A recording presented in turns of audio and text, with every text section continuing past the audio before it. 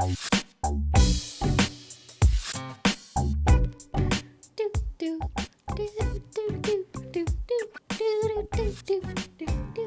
what's up? What happened? You can't say hello? Hey, what's up? Hello, Super Simpson. Welcome back to another episode of SimplyPodLogical, Simply Nailogical podcast. We're off to a great start. I think you malfunctioned. Are you okay? Yeah, I'm all right. Today's episode is brought to you by Holo Taco and the new Holo Taco Electric Holos collection. 5 new linear holographic polishes, 3 of them in these very vibrant electric colors. We've got a hot pink, lime green, and a aqua turquoise hydro power. And then, of course, a classic silver. And the black holo people have been waiting for. The first black holo from Holo Taco, but not the last. Absolutely not the last. Do not worry. But the first is finally here. And also, what's that? What's on my other head? Is that a top coat for your head, Ben? There's Holo Taco merch now, Cristine. We are wearing the Holo Taco dad hats. Cristine insisted that they be a tribute to me, approved by Ben. Don't pretend like this isn't the most excited item you are for. This is finally a product I am more excited. I've been wearing them. I've been wearing the prototype of it for a long time. Mm-hmm. Like we had a version of it just that didn't have the logo on it, like just the blank sample. And you've just been wearing that. I've been wearing it for months. Because Ben had to test this one. Because you're the hat guy. I am the hat guy. And then when you're picking hats, you have to worry about things like, are they going to fit everyone's head? Yeah. Like you got to find somebody with a really big head and be like, hey, you have a big head. Could you try on this hat? We had to do a sampling of head sizes. So we had to get an adjustable strap that kind of works for everyone. I'm mostly proud of the gradient colors that we have going on here. The 3 different colors of gradients available on the hats that match the nail files. The glass nail files that Holo Taco sells. So that was deliberate because if you're going to have a hat, it better match your nail file, you know? Yeah. And we know Holo Taco is a nail polish company, but seeing how these do, and we like these a lot, it's also potentially a sign, or if people respond well to these, it could give us, some idea that we may want to explore other things in the future, right? Yeah, and we also realized as we did a poll on SimplyPodLogical audience a couple episodes back that a lot of our audience doesn't even do their nails or do nail art. So offering items that are outside of the nail polish universe is something that I know people want. So now you can wear nail art on your head, Don't do nail art, it's not a problem anymore. I got a gradient on my hat. Anyways, so the hats are now available. They aren't limited edition. The Electric Holos box is limited edition because we have limited quantities of the box. However, the polishes will continue to be restocked as long as our holo supplies last. We are getting close to being sold out of the box. It should be available on Tuesday when we post this podcast. But if you wanted the box, this week is probably your last chance to get it. But thank you guys for your support. And if you're interested in Holo Taco and you've never tried the holo before, you can go to holotaco.com or click the link down below in the video description box. Or, check us out on social media to follow the holo. Follow the holo. Yes. All right, Cristine, we've got some other news. What's that? You're a streamer now, apparently. Simply Logical.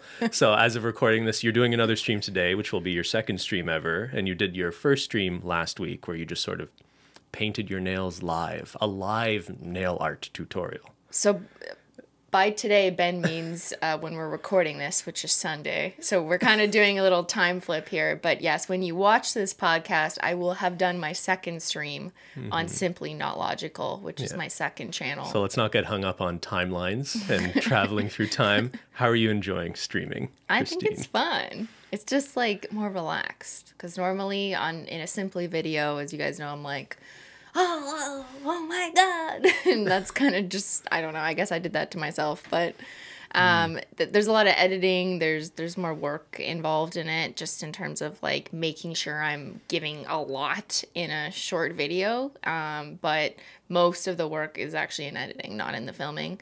And stream, it's just so chill because it's a real-time experience of people commenting straight to you as you're doing something.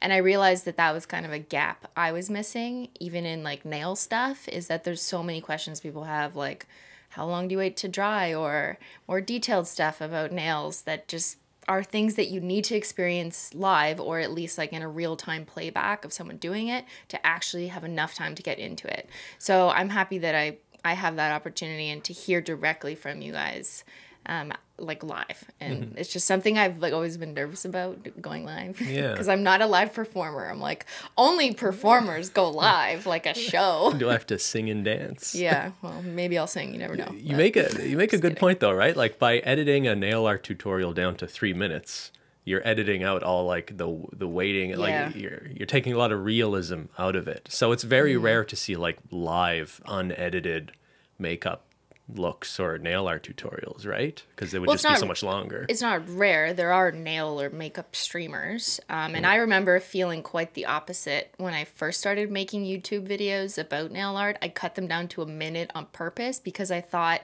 and I personally felt that I didn't have the patience to watch like 13 minutes worth of video. Just get to the point and show me like that one part I really need to know on how to do that nail art. But that's because I, at that stage in my life, was advanced enough in nail art to kind of like, I get the basics. I don't need to see it all. But now I'm really appreciating and realizing that people do want to see it all.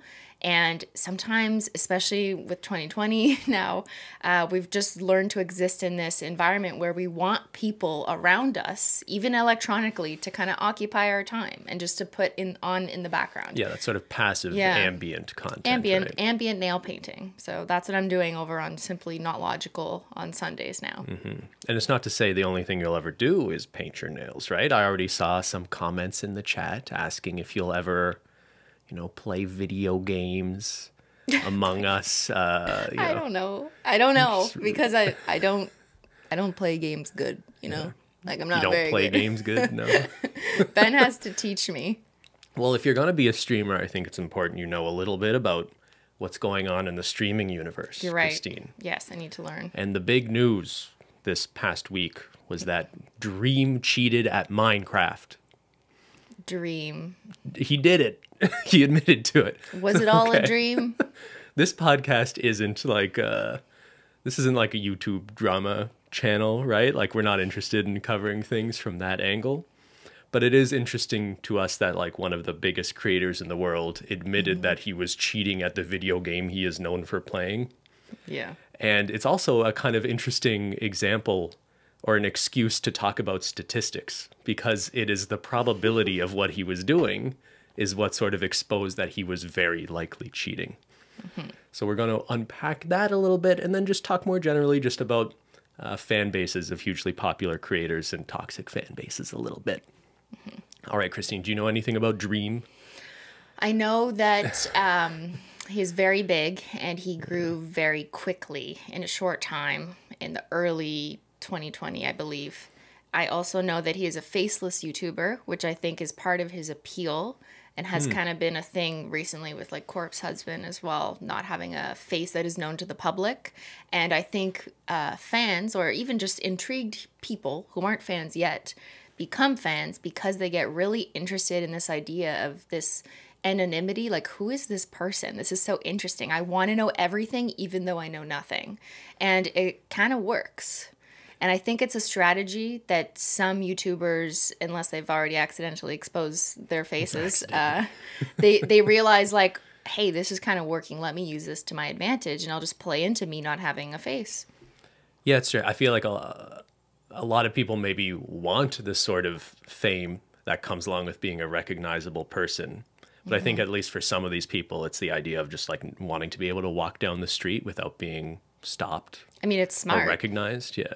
I fantasize about that. But there is, yeah. I'm just kidding. I'm not like Jennifer Aniston. No one cares. Jennifer Aniston. You watch the Friends reunion? Yeah. But yeah, is there a sort of weird benefit to it too? This is a tangent just on anonymity, but like if you don't show people who you truly are, it allows the fan base and often these very young female fan bases to just imagine you are whoever they want you to be in their mind. Yes. There's a kind of benefit or an appeal there, right? Yeah. People can romanticize all these facts about you because they don't already exist. So it's easier for them to create them in their heads. And then there's fan art that kind of gives its own version of what you could look like. And then people see that fan art and start to internalize that as like, oh, that must be kind of what he looks like, or they just keep going with that narrative, or that image narrative rather. Yeah. It's maybe not the healthiest relationship to have with an internet personality, but anyway, so Dream is, like you say, he's hugely popular In the gaming community. Yeah, but not just in gaming, just like on YouTube. He has over 20 million subscribers, right? So that puts him in a very small group of creators at this point. Sure, but I'll admit I didn't know much about him a few months ago until this cheating controversy kind of...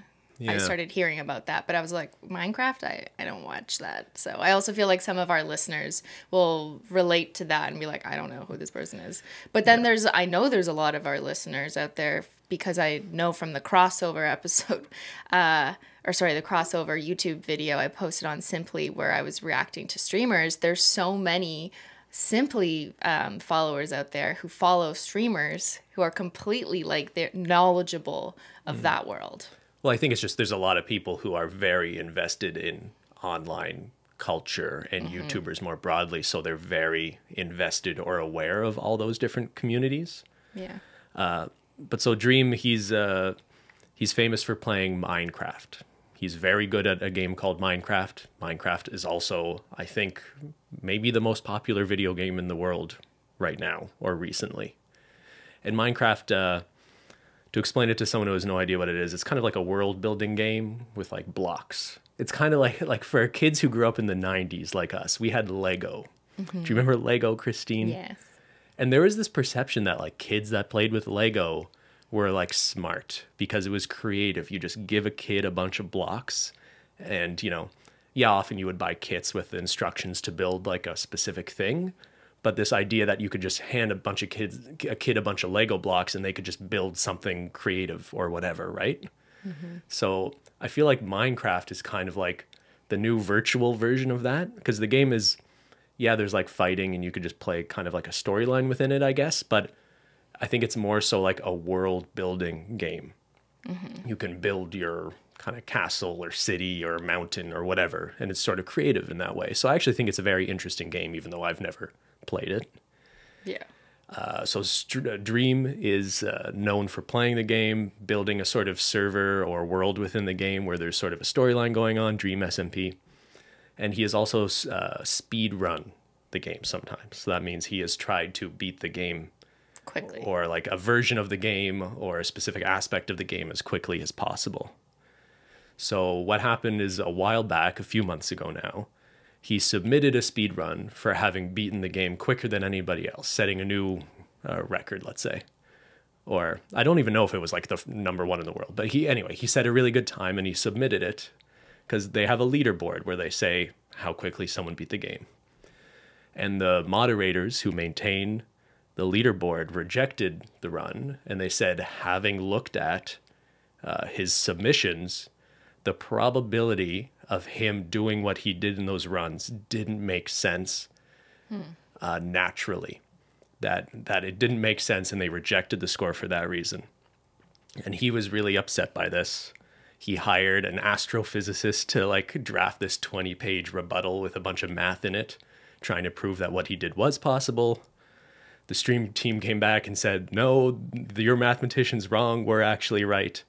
And eventually it sort of like simmered down for a few months until like just a week or two ago, Dream on Twitter posts a link to an apology that disappeared shortly after he posted it, that admitted that he was cheating, but his argument was he wasn't aware he was cheating. The apology is, I'm in my bathtub, it's 4 a.m, I'm writing this apology, yada, yada, yada. I cheated, but I didn't know. He didn't know. Well, what he's saying is that, okay, I guess we have to unpack a lot here. What does it mean to cheat? How did people suspect he was cheating? Yeah. To beat the game, you're picking up items, right? And there's only a certain probability you're going to get those items. And let's say that probability is like 20%. Like over the course of his runs, he was picking up those good items that were helping him beat the game at a much higher rate than like that 20%. So how did he accomplish that? He installed some kind of modification? Like, how do you actually do that? And is that commonly known? So exactly, there are ways of just installing a mod on your game that increases your likelihood of picking up those And items, right? Minecraft, like the makers of Minecraft, allow this mod to be installed? I'm not totally sure about that, but I guess the point is that if you're just playing the game for fun, like who cares, right? Right, If you yeah. want to just increase your likelihood of getting good items to make your content more entertaining for your fans, no one really minds. But if you're submitting these scores for a speed run or you're playing competitively against other people, it really matters if you're not playing on an even playing field. So when these moderators saw that he was getting these items at such a higher rate, they basically said, like, this is evidence he has one of these things installed. It doesn't make sense. And the number they came out with, like, there is a 1 in 7 trillion chance he would have actually been able to get so much luck in getting the items in the way he did. Could he have proved or disproven, rather, that he didn't have a mod installed? Like, is there something that can definitively say, like, clearly, look, no, there was no mod installed, or that there was? I suppose there's a way of faking this too, but yeah, there is a way of seeing if you have a mod installed. If you were to share your game logs or whatever, maybe you could fake that after the fact too.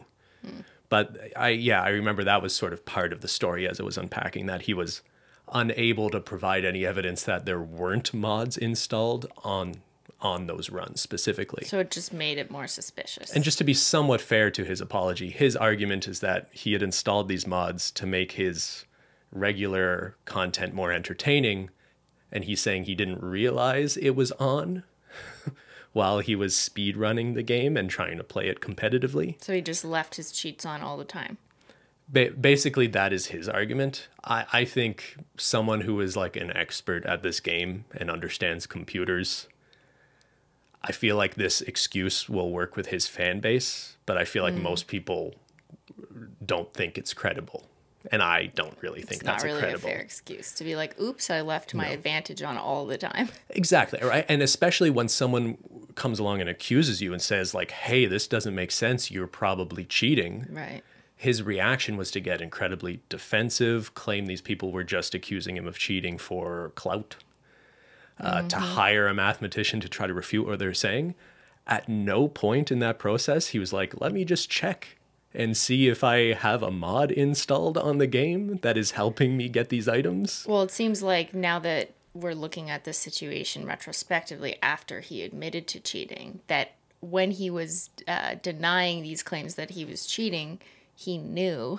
He must have looked at that time that he had a mod. Like, that'd be pretty silly of him not to check that. Yeah. And, it's just kind of human behavior for some people to quickly defend themselves and do things like hire astrophysicists. Not that any person defending themselves in a normal situation hires an astrophysicist, but it just seems like typical behavior to jump forward and try and be like, no, look at all this, guys, everyone please just shut up, I'm right, because they really don't want to have to admit the truth, whatever it is. Yeah, and he sort of said that in his apology that disappeared from the internet shortly after he posted how it. old is he? So he is a pretty young guy. I think he's like 20.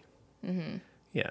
And age isn't an excuse, really. Like, it doesn't really matter. That's not what I'm trying to say. But it helps me kind of understand where this person is in their lifelong learning lessons story, I guess. Yeah, there is a bit of a parallel. I got interested in the story because of it reminds me a lot of what happened with Donkey Kong, right? That Billy Mitchell, one of the best Donkey Kong players in the world, was accused of cheating on his gameplay. And when was this? Just for, like, in the 2000s, or? Only recently was he accused of cheating. Okay. And he actually came out and, he started playing live to prove he actually was really good at the game, and he did, to be fair to him. But there was a lot of evidence that he may have been cheating. And it was similar to this, right? It's not like anyone had that, like, smoking gun, like, oh, look, he's clearly cheating. But what he was doing, the circumstances around submitting the game without being able to prove he didn't cheat, and the likelihood of what was happening in the game in terms of probability was actually what really, I think, first drew people's attention to the fact that he may have been cheating. Didn't, so this Billy Mitchell situation you're familiar with because of your own history in Donkey Kong. And we do have a whole episode on Ben's history of playing Donkey Kong. He was once on a leaderboard for playing on the old arcade game. Yes, Ben. Yes. But didn't Billy, in the same way that Dream kind of jumped forward and defended himself, didn't he kind of do that at the time when he was initially being accused? I don't want to unpack all of Billy Mitchell's stuff because you don't have to get into specifics. He was suing people for calling him a cheater. So there's just one example of someone taking like pretty big steps to protect themselves immediately when later on it was uncovered that they were in fact being deceptive. Yeah, and in this case too, and even with Billy, and the same thing with Dream, you had people arguing about like the likelihood of the sort of random elements and his luck and whether that was plausible or not. So the Matt Pat on the Game Theorist channel did a good job of unpacking this for the Dream thing. But I guess I'll just like quickly give an example of like how to make this make sense. So if someone wins the lottery once, that was a very unlikely thing, but it's plausible. People win the lottery. Someone does, even though there's like a 1 in a million chance, right? But if one person were to win the lottery like 10 times in a year, you're going to get investigated. There's something incredibly suspicious about that. So it's not just about like a one-time chance thing. It's about how, like there should be a regression towards the mean. If you flip a coin 1,000 times, you shouldn't be very far away from 50% of it being heads or tails.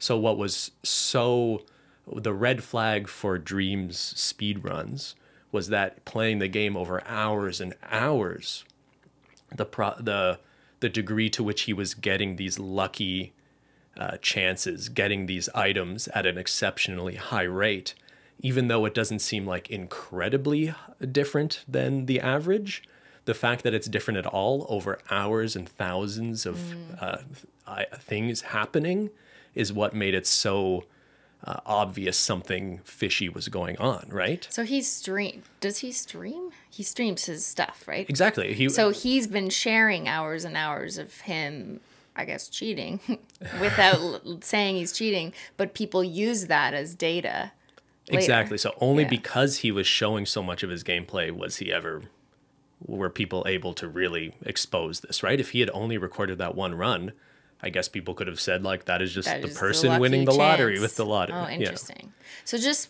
pardon my ignorance of the Minecraft world and cheating, but is this form of cheating that bad to this community or for this game? Or do people do this on their own in their basement anyways? Because, like, it just makes the game more fun. Because I think it's a little bit different than the Kong off, right? And where people were competing to be like #1 for the score for Donkey Kong on a very particular arcade machine. So with Donkey Kong, Billy Mitchell and Steve were fighting back and forth over the world record, and both of them were clearly very invested in this. It meant a lot to both of them. It meant a lot to Billy. And it meant a lot to a community to have those scores and then be authenticated, right? I have to admit, I'm not invested in the Minecraft community. I think clearly it really matters to some people, which is why you have like mathematicians arguing over the probability on Reddit threads. But Minecraft, I don't think is a game that has it's such a popular game that, yes, there are people who really care about it, but I have never perceived that speedrunning is a hugely important aspect of the game. Or that the leaderboards really matter? Well, it matters to some people. I don't want to diminish that. But I guess the point is it's kind of a strange game to speedrun, too. And this is a tangent. Any game that has, like, random elements to it are weird when it comes to speedrunning, right? Because it's not really about skill anymore. Exactly. But that kind of happened with Donkey Kong at the end too, right? If you were good enough at the game, the difference between you having the world record or someone else was how lucky you got with, if you smash a barrel, it could give you 300 or 500 points. Over the course of a game, if you get incredibly lucky and you get more 500 points than 300 points, that could be the difference between you getting the world record or not, right? If you run into too many bananas, it's just bad luck. That's right. If you push a game to its limits, world records will come down to these sort of elements of chance. That's not Right. true of every game though, right? Because like, let's say the first Super Mario Brothers, the game that came out for the NES. Do you know that game? You would I don't know recognize the it. distinction Anyone between knows the that first game. one or the second one. The very but- first, the game that popularized like home Sure. console systems, Mario, Okay. the first Mario game. That's a game people can beat in 5 minutes, Yeah. and they've been able to beat it in 5 minutes for a while now. But you have people still invested in that game, and at this point, a new world record is someone literally saving a single frame of gameplay and shaving like 5-7 milliseconds off of the time. And it's gotten to the point now where that game, the world record, is, you know, a few frames or, you know, very close to what a computer perfectly playing the game can play it at. The world record, or the sum of like the best humans at the game, is so close to that theoretical perfect game that there's almost no room to do anything different. Anyway, with Minecraft, if such a huge part of the game and setting a world record is, you know, the 20% chance you have of picking up a fire rod when you kill a fireball, like, is that really a reflection of skill at that point? Or is someone just needing to play the game thousands and thousands of times for hours and days, and just the run where they get that good luck is them getting the world record? And why would there be such a community around speedrunning that game at that point? And I think, although pardon me if I'm incorrect, but the impression I gather is that with Dream, his popularity is based on just that he's become such an iconic person in this community, and people just know him as a character, I guess, because he literally doesn't have a face or a name other than Dream, right? But people just want to follow him along, and it's not necessarily about his speedrun accomplishments as much as it is just about like him and his anonymity and the intrigue. Is that kind of accurate? Sure, and even it's convenient of him to say this now, but like he's really trying to diminish like the importance of speedrunning at all to him, right? Like this isn't why people like him. This isn't why he's successful on YouTube. To me, though, that's not an excuse It's not for fair, yeah. for the I fact you were did see cheating. he tweeted something like, "I'm just a YouTuber. I'm not." And then he went on to be like some professional competitive speedrunner or something. Yeah, he's was, like, was I'm- his argument. Like, sure. But using this excuse, like, I'm just a YouTuber, to pull yourself out of what is very predominantly like YouTuber gamer community. Well, it's not just that. issues. So if he's saying he's doing it for fun, why did you hire a mathematician to, you know, go after the claims? If this is just not Yeah, that important doesn't to sound you, like fun. it doesn't make sense. And I guess let's get into these mathematicians arguing a little bit, because a lot of their We should have brought your brother on. yeah, maybe we'll ask him after. But so the moderators say it's like a 1 in 7 trillion chance that he got the luck he did, right? And that's absurd. So when Dream hired a mathematician, he found some, I guess, an astrophysicist. It's through some firm. matter, It was anonymous, though. I don't think anyone ever I mean, found out who this guy anyone was. paying for research, just No, you have to acknowledge that, though. Like, he is hiring a research firm, basically, which if they found a result he didn't like, he wouldn't have. No, that's produced not. So he said, the researcher said, no matter what I find, I'm going to publish it, whether it's right or wrong. it. I don't know if that's true. Well, whatever. Let's not get into that. But hey, like, if anything, this might be the best evidence that he didn't know he was cheating. Because if you knew you were cheating and you hired someone to calculate the probability of your cheating, that you would know that person's going to come to the conclusion that you cheated, right?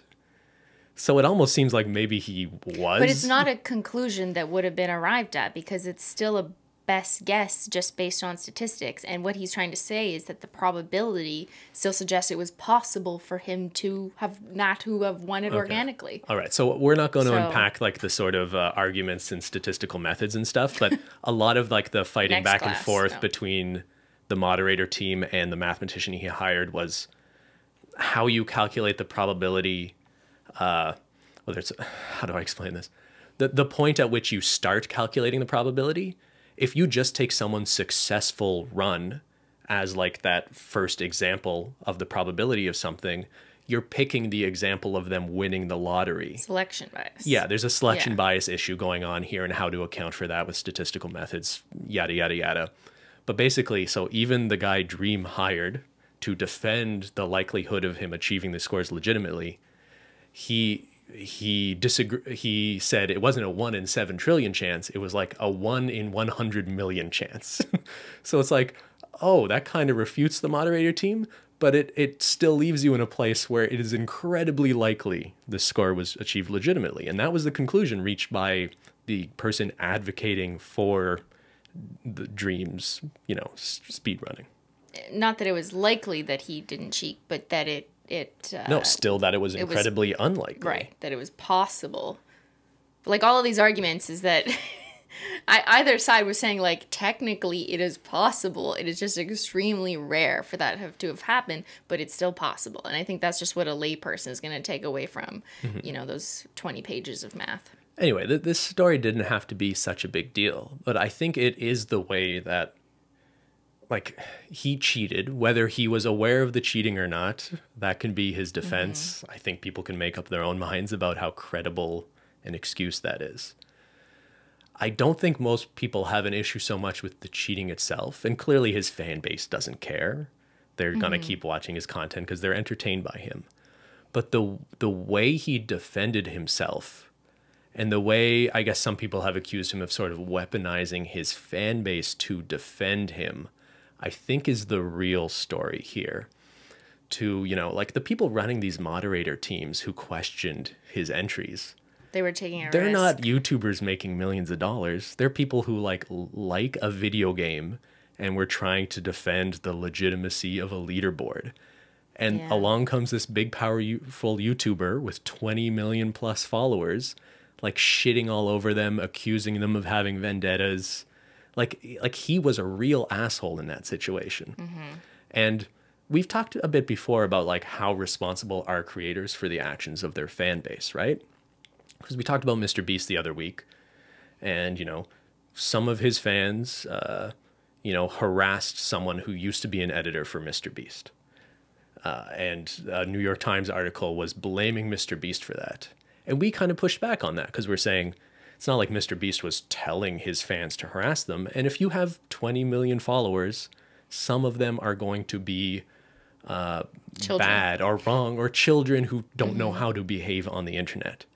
But in the Dream case, it seems to me that he sort of cultivated this attitude that his fans should defend him in this way. Well, and I think that's the worst thing here. He was putting out some tweets suggesting that he didn't do anything wrong, and those smaller, not creators, or were they creators as well, but the people who were moderating the original speedrun metrics, that those people were just out to get him and looking for clicks, basically. So by saying that publicly as someone with 20 million creators, even though you're not directly instructing your fans to go ahead and attack, that's kind of indirectly what's going to happen. And you need to realize that as someone with that level of influence.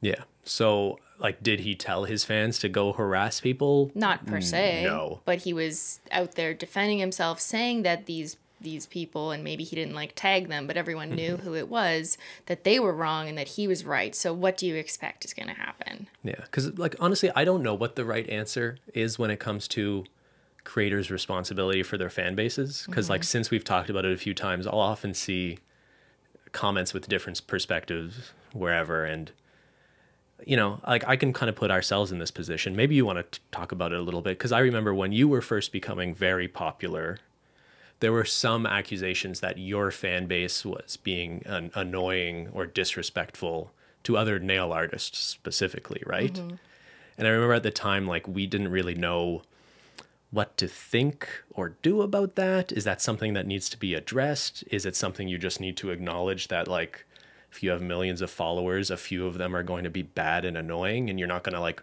make a YouTube video just telling like a handful of people not to be jerks? So like, I guess, has your opinion changed about that over time?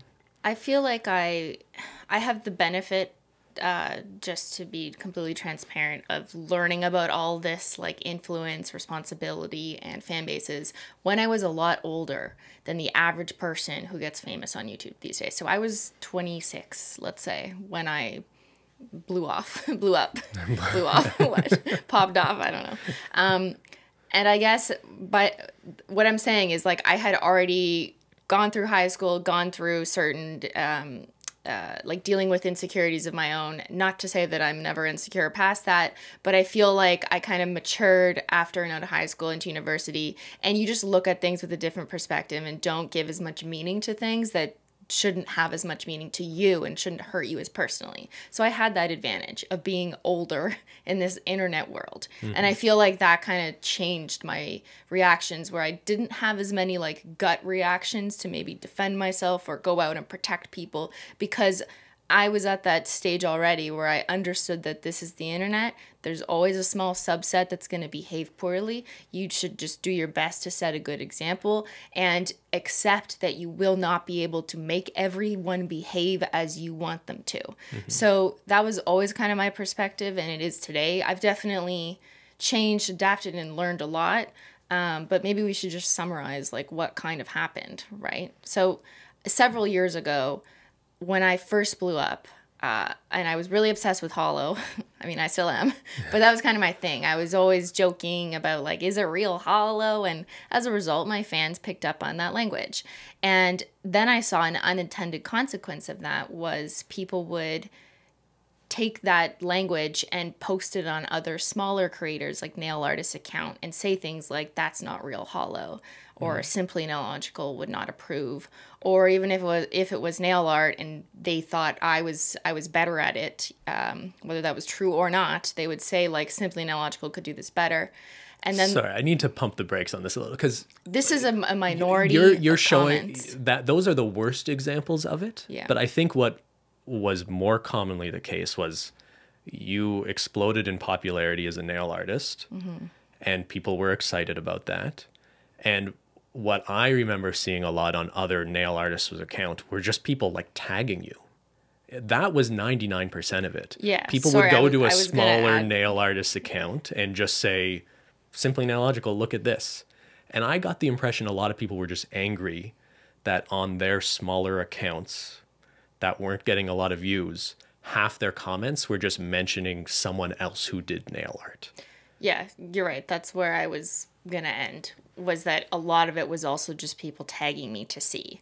What you don't realize when you're like an average Instagram user is that when you tag someone with 1 million followers, they're not going to see it. So what ultimately happened was people were tagging me just like without any malicious intent, not trying to insult the nail artist, but they would tag me like Simply Nailogical, look. That's it, innocent. I never saw that tag, or I don't see those tags because I get too many tags. But the smaller artist who you tagged me on saw that out of their 10 comments, and they see that way more than I do, and it becomes an issue for them when they see someone else being mentioned at what is essentially their property. It's like if you go to someone else's house and then you're like, everyone come over here to this other big mansion. You know, we're all going to party over there. And then the person's house who you're there looking at their art is like, excuse me, like that's not very nice. And they get hurt, understandably so. And so, yeah, like I feel bad that happened. And I definitely don't think that most of the comments tagging me were doing it to insult the smaller account. I think they were just think it's fun to tag me in things that were holo. They did it on brand accounts too. I'm sure brands were like annoyed, and maybe that's why some brands reached out to me, because they were like, people keep tagging you, maybe we could work together. So I also saw that. But I guess, where am I going with this? I don't know. This just happens, and I learned early on that this happens when you have a fan base, and there is always going to be a portion of it that isn't so good for other people around in the same community. And it's tough because, you know, I'm someone with millions of subscribers, and a small proportion of people who comment on my posts may be negative, but I don't notice them or pay attention to them because I have so many other comments that are positive. However, if I'm a smaller creator and I get an average of 10 comments per post, and 5 of them were tagging Simply Nailogical, and it's like 2017 and this is happening, then I'm annoyed.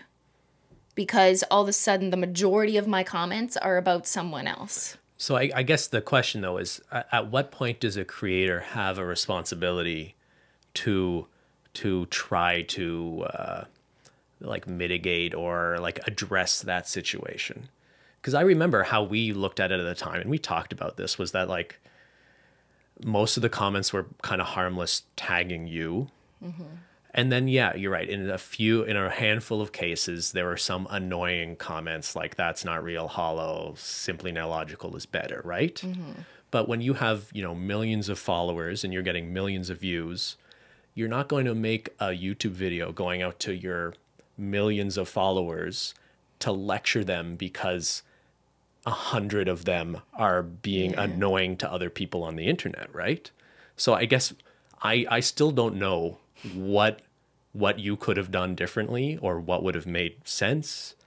Like, I think you had posted on Snapchat at one point, or like your lesser social media. I told people not to annoy others with by tagging me unnecessarily or by saying mean things about like something not being holo or whatever. I did tell people that at some point on stories, but at the end of the day, as an adult, I realized that there's kids who don't really care. If you try and tell them not to do something, they're going to do what they do, just like with any fandom who becomes like in love with their idol. They're going to defend them even if they think they're doing them a favor. But in this case, those people commenting those things were not doing me a favor, right? Yeah, like it's not a good look, and it's not productive for the Simply Nailogical community or the people who actually love holo and the joy of nail polish and like want to make friends with each other.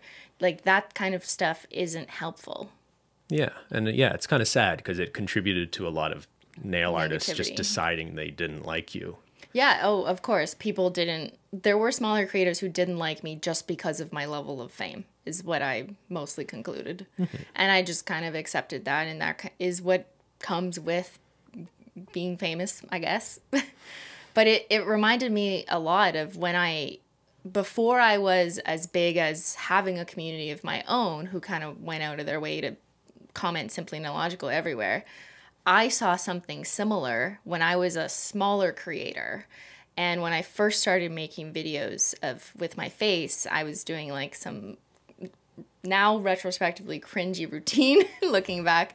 But at a certain time on YouTube, 80% of my comments were stop trying to be Jenna Marbles. Because here I was, this new girl who thinks she's funny, and I'm kind of cringy, and a lot of my mannerisms were like Jenna. I'm not denying it. You were very much influenced by it. I was, and I admitted that for sure. That's who I watched. That's who I look up to. That's the humor. That's the style of humor I liked.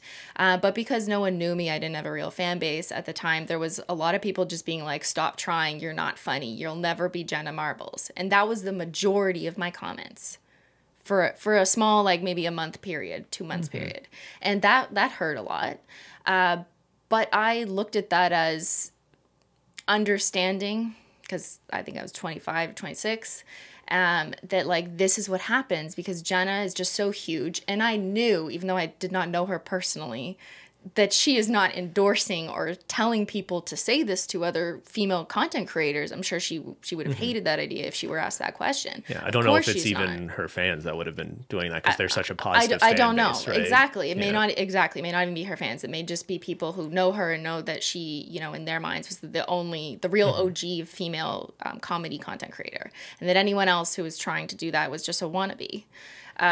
So I was made to feel like that through comments. But even though that was the majority of people talking to me in my comment section, I still understood that like this is kind of just what happens, and I'm going to have to listen to this and deal with it and keep moving forward. And that I only was able to do that, I think, because I was older and felt like I already understood that this is just what happens on the internet. And so that kind of became my thought process moving forward, that when it happened to others later, smaller content creators who were getting insulted because I was famous and people were comparing us, I just thought back to that moment. Now, that doesn't mean that I didn't feel bad that this was happening, but I kind of just accepted it as a reality of the internet and a reality of fan bases. Yeah, and like a lot of people, I think, starting out on the internet, their first YouTube videos, you can often see their influence they have of what they're trying to do and Yeah. who they're influenced by. And I think you developed your own identity pretty quickly. I evolved. I was cringy. Like, I don't know. Were. I am cringy. But like you now learn. You're your own brand of cringy. You post things, people have opinions, people will always think that someone else is better than you. Yeah, sure. And people are allowed to have their opinions. I just don't know the value of sharing them all the time. But yeah, I guess it comes back to, like, I guess what would you tell fan bases or fandoms in terms of, you know, like I think some celebrities, some bands very much encourage their fans to be like a promotional vehicle for them. And like when I see like K-pop and K-pop fans, you know, posting their fan cams in threads that have nothing to do with music, or like you'll see a news article about a tragic event and the top comment is some Korean pop star dancing. Like to me, that just seems horribly inappropriate. But somehow within those fan bases, and I'm not saying everyone within the K-pop stands does that, but like to the degree that is done, that seems really gross to me. And I think there's some responsibility for that community of fans and maybe those musicians themselves to try to discourage that, right? So I guess what would you, if you're the fan of a creator, I think if they're a decent person, they don't want you going to other people's pages and platforms just to spam promotion for them. Spam promotion or to insult or say someone else is better than them. Yeah. But that's not the same as like if I happened upon an early Simply Nailogical video and it reminded me of Jenna Marbles, there's a comment that can point that out without being like hugely disrespectful. Or if I found a small nail artist and said, wow, I think Simply Nailogical would love this, I'm going to tag her. Yeah. That's not a bad thing necessarily. But yeah, I hear what you're saying. And a lot of the comments tagging me were not intended with harm. They were like, oh, she would love this because it's holo. But it's still, when you're a smaller content creator and you're trying to establish a name in a project and something you do for yourself, it is frustrating to see the names of other bigger people who've made it, so to speak, just being commented on your shit. Like, it's like, excuse me, I would like to show my art here, ma'am. So please take your comments about someone else who we already know who she is elsewhere. So I can understand being more sensitive to that. Yeah, at the end of the day, I think you have like an overwhelmingly positive fan base. Now that's true. I think when people really explode in popularity, when they first get big on the internet, I think that's when you're more likely to see Polarization. yeah, maybe some bad actors or people get too worked up and excited. And I don't think it's a coincidence you see it with like these people who get incredibly popular quickly. Like I'm not gonna, you know, completely blame some 20-year-old kid who all of a sudden has 20 million subscribers that he doesn't know how to discourage his fan base from being annoying necessarily. I think you can blame them when they do encourage their fan bases to be annoying or inappropriate or promotional or quote unquote weaponize them in some way. And at the end of the day, I think it's like, it's individuals, people's responsibility for how they behave on the internet. And I think creators just need to be mindful of how to cultivate audiences that aren't bad actors on whatever platforms you're talking about. Exactly. I think it can be like a two-prong approach. The influencer or someone with a lot of influence needs to acknowledge their responsibility for that things they say matter because people will listen to them. So you need to think about whatever it is you're putting it on the internet, whether it's for comedy or commentary or what the unintended consequences are. You need to consider those. That's important. But then I also think just as an individual, a person on the internet, whether you're a fan of something or not, or you just hate everyone on the internet, how you behave on the internet should matter to you. Just like how your behavior in the real world should matter to you. Would you go up to someone's artwork at a school function and say, oh, this art is trash, this person's is better, and say that to their face? Probably not, right? So why would you behave like that on the internet? And I think the best advice like I've always gotten from even teachers, because we were one of the first generations to be on the internet and start learning about it, was, would you behave like that to your friends or your classmates in real life? If not, then don't put that shit on the internet. And I can appreciate that there are some differences that maybe my grade 8 teacher didn't contemplate at the time. Like, anonymity can actually give people a voice if they don't want to suffer consequences from speaking out to an employer. And it's really important sometimes to get these things across. I'm not ignoring all those things.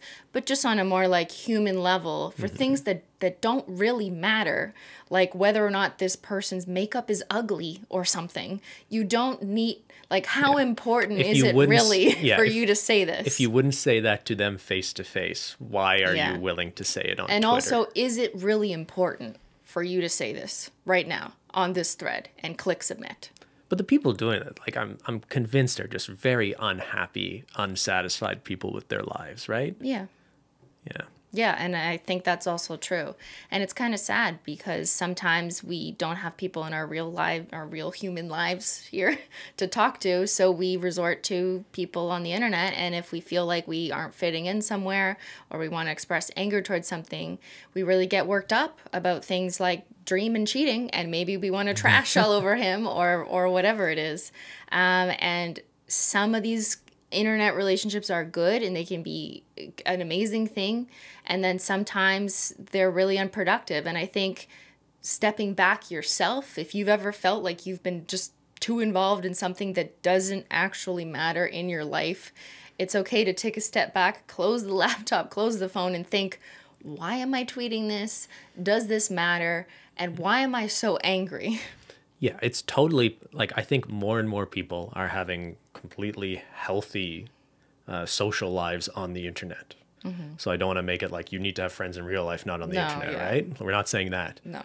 But when you see someone like hugely invested in a fandom, or their whole online identity is just posting pictures of Korean pop stars on every thread they come across, to me that doesn't speak to someone who has a healthy relationship with the internet.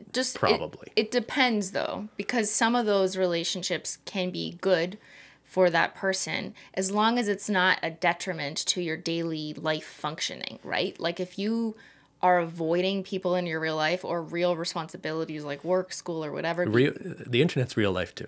You can have real relationships on the internet. So I think we got to stop this distinction. I know, it's tough. I'm just trying to say, like, it's possible for people to have a dedicated Instagram page to BTS and still be happy, is just what I want to make clear. Yes. So you can do that. You can have fan pages that are like fun and about posting great things that you love about BTS. I don't know why I'm using that as an example. Or Minecraft, whatever. And like still be a happy person. Let's not get that confused. It's when the things that happen in that community are bothering you so much that you're waking up at night to like defend people on their behalf, or maybe you don't even know the facts, or maybe you're being willfully blind about things, and that can become an unhealthy thing. Your fandom, to me, my issue is if your fandom expresses itself just as being promotional, something about that really creeps me out. Like, there are things that's just a marketing move. Yeah, but you're being taken advantage of by like these like you're being used as a promotional arm, basically. Yeah. And I'm not sure if people look at it that way. Like, well, no one wants to look at themselves as a pawn. But like, so there are things I love, but if on every Twitter thread I ever see, I love hummus, right? If in every reply I just posted a picture of hummus and said, I love hummus, is that a healthy expression of my like or participation in a community that all enjoys hummus? No, I think that's like a pretty unhealthy behavior, honestly. But hummus isn't mad at that. But Big Hummus benefits from me promoting hummus to people. So Big Hummus loves their fans. Yeah. Right? You're not wrong. I've definitely seen this. When did fandoms just become like so invested in promoting the people they like? You are supposed to... you can do whatever you want, but just like the people you like. You don't have to shove it down other people's throats, right? It almost, I feel like in some fan bases, it became a meme to say like, download this, stream this, follow this, for fans to start saying that about the creator they love. And so other fans just started repeating the same thing, almost like it's a meme, but like it's not, because I think the idol or whoever this is about is really happy that you're doing all this promotion for them. Well, and the record label and anyone who stands to profit off it, I'm sure is thrilled about it, They're right? not mad. But I find it I don't think that's a healthy thing. Yeah, it's like you're using your customers as tools to acquire new customers. And convincing them that that's just how they should be. That's what it means to be a good fan. And that's right. Yeah, I think that's the biggest point there is like you must do this to prove your loyalty and gather more fans. That almost sounds suspicious, like a pyramid of fan bases. All right, apologies to Bo Burnham. We were going to have him on, but we ran out of time. He's inside Sorry, his house, Bo. I hear. We couldn't get him out of his can't house. get out. That Netflix special, by the way, was excellent. That's interesting. And I like that it was completely devoid of any talk of fan bases. It was just him as a content creator, literally in isolation. Sorry, I mean his movie, the special. Yeah, but what do you mean devoid of talk of fan base? It's not like in his special he was reflexive on how he had fans that were watching this. Like later that comes out. He talks about his artistry and how he stopped performing to people and stuff like that. Yeah, but that's performance anxiety and social anxiety that you just experience as an individual. I think that's a different topic than all the fans and, them promoting you. Sure, he didn't talk about the topic we spoke about today, is what you're saying. Yeah. Okay. We liked his special. It's called Insides on Netflix. I related to it as a content creator because I feel like I repeat my lines a million times sometimes before I'm filming a video. And so he had that, and he included that in his special as part of the struggle that you experience when you're filming yourself and it's just you and you feel like a moron saying this to yourself to a camera. That's exactly how I feel. And I wondered to myself if the average person watching this who isn't like some YouTuber, if they relate to it at all. But then I realized that I think the takeaway from his message isn't just for YouTubers, but it's for anyone, because especially in 2020, we all kind of became content creators in the sense that we all need to archive and gather digital artifacts of what we're doing so we can send it to our grandparents, send it to our friends, talk to our employers over Zoom, arrange all these meetings, get ready to prepare, maybe rehearse, check your backgrounds.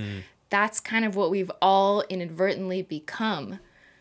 Even though not everyone's like a content creator, we all are creating content in a way. That's really interesting because, I don't think it's a coincidence that I've seen a lot of creative people and artists respond very positively to his work.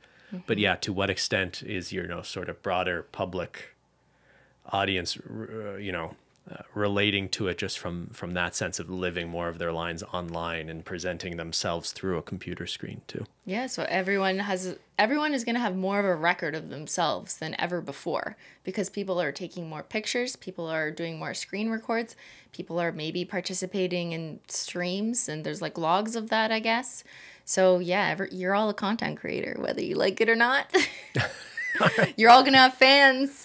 Better figure out how you're going to handle it. No, don't let them be toxic. Yeah. All right. Check out Inside on Netflix. How about that? Not sponsored. I would love to know, honestly, though, like what our audience thought of that. And if my interpretation of it is something that makes sense to them, or if they like didn't relate to it at all. They're like, this is not my life. That sounds terrible to just sit on your computer and try and fix your hair for an hour or fix the lighting. I think you're really projecting what you took away from it. Yeah, that's why I'm asking what other people think. So comment down below, let me know. But why? What did you think? Well, I guess the performance anxiety wasn't like necessarily the main thing I took away from it, but it is certainly a big part of it. And his just, I think it's more about just like the isolation of the last year and, with the world going to shit, not knowing like what it is responsible or reasonable to do in that situation. Yeah. Yeah. A little bit of everything all of the time. That's right. All right. Thank you for tuning in. We'll see you next Taco Tuesday. Happy Taco Tuesday. Don't forget your hat. Yes, that's right. No cap. All right. Right, Dad? Please stop saying that. All right. We'll see y'all later. Thanks everyone for watching. We'll see y'all later. Bye.